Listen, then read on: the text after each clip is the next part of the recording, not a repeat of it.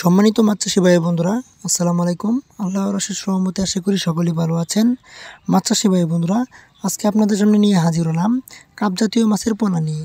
আমরা সাধারণত কাপ জাতীয় মাছ বলতে রুই, মৃগেল, সিলভার, বিকেট, পুঁটি এইসব মাছকেই বুঝে থাকি। বেশিরভাগ মাছ চাষি ভাইয়ারাই কাপ জাতীয় মাছ মিশ্রভাবে চাষ করে থাকেন, কারণ কাপ জাতীয় মাছ এক এক স্তরের খাবার খেয়ে থাকে। এছাড়াও এই মাছের খাদ্যও সহজলভ্য। কাপ জাতীয় মাছ সাধারণত বাজারে থাকে রেডিমেড খাবার এবং খৈল কুড়া, ভুসি ইত্যাদি খাবারও খেয়ে থাকে। এছাড়াও পানিতে জন্মানো বিভিন্ন ধরনের শ্যাওলা বা কচুরি পোনাও এরা খেয়ে থাকে।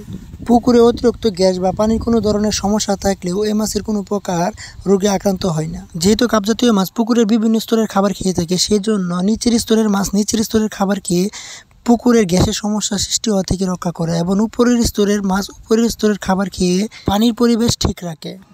তবে কাপ জাতীয় মাছ চাষকালীন সময় যে সমস্যাগুলো বেশি হয় তার মধ্যে অন্যতম হলো পুকুরের পানি কমে গিয়ে মাছের অক্সিজেন স্বল্পতা হতে পারে, যার কারণে মাছ বেঁচে গিয়ে মারা যেতে পারে। এর জন্যই পুকুরে পানির পরিমাণ বেশি থাকতে হবে। কাপ জাতীয় মাছ চাষকালীন সময় যে সমস্যাটা বেশি হয়ে থাকে তার মধ্যে অন্যতম হলো পুকুরের তলায় গ্যাস হওয়া বা পানির পরিবেশ নষ্ট হওয়া। এই সমস্যা হওয়ার মূল কারণ হচ্ছে পুকুরে অতিরিক্ত খাবার প্রয়োগ করা। এজন্য পুকুরের তলায় অতিরিক্ত গ্যাস সৃষ্টি হয়ে মাছের অক্সিজেন স্বল্পতা সৃষ্টি হতে পারে, যার কারণে মাছ অক্সিজেন স্বল্পতার কারণে মারা যেতে পারে। ও পুকুরের পানির পরিবেশ নষ্ট হয়ে গেলে মাছের শরীরে বিভিন্ন ধরনের ভাইরাসজনিত রোগে আক্রান্ত হওয়ার সম্ভাবনা থাকে। এজন্যই পুকুরে মাছের পরিমাপ অনুযায়ী খাবার প্রয়োগ করতে হবে। সব বিষয়ে খেয়াল রেখে যদি কাপ জাতীয় মাছ চাষ করা যায় তবে ভালো ফলাফল পাওয়া যাবে।